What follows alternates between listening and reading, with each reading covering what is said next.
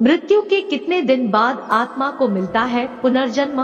पुराणों में उल्लेख है कि मनुष्य का शरीर नश्वर और आत्मा अमर है। धरती पर जिसने भी जन्म लिया है उसकी मृत्यु भी निश्चित है। हिंदू धर्म में मृत्यु के बाद व्यक्ति का 16वां संस्कार किया जाता है, जिसे अंतिम संस्कार कहते हैं। हिंदू धर्म में इस क्रिया के तहत व्यक्ति के शरीर को जलाया जाता है।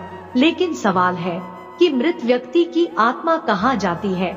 गरुड़ पुराण के अनुसार मृत्यु के बाद व्यक्ति की आत्मा अपनी अंतिम यात्रा पर निकलती है, जिसमें उसे कई पड़ाव पार करने पड़ते हैं। आज हम आपको बताएंगे कि मृत्यु के बाद आत्मा कहाँ जाती है और उसका क्या पुनर्जन्म होता है या नहीं। गरुड़ पुराण के अनुसार मृत्यु के पश्चात आत्मा को बहुत लंबा सफर तय करना पड़ता है। मृत्यु के बाद आत्मा को यमलोक ले जाया जाता है, जहां उसे मृत्यु के देवता यमराज के समक्ष पेश होना पड़ता है।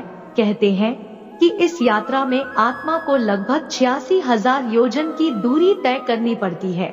जो मनुष्य अपने जीवन में धार्मिक कार्य करता है और किसी भी जीव या प्राणी को मानसिक या शारीरिक कष्ट नहीं पहुंचाता है, वह आसानी से यमलोक तक पहुंच जाता है। इसके विपरीत जो मनुष्य अपने जीवन में दूसरे मनुष्य को कष्ट पहुंचाते हैं, उनको यम के दूत कई तरह से प्रताड़ित करते हुए ले जाते हैं।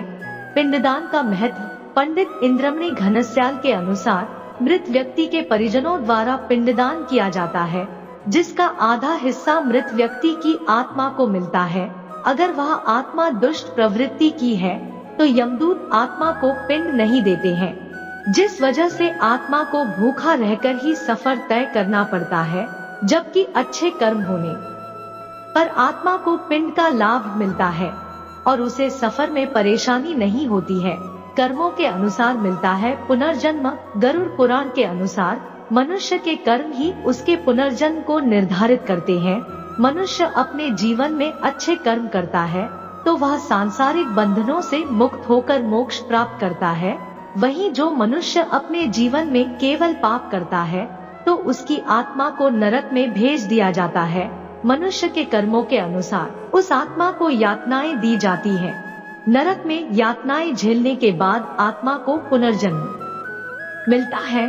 पौराणिक शास्त्रों के अनुसार पुनर्जन्म मृत्यु के तीसरे दिन से लेकर 40 दिन में होता है।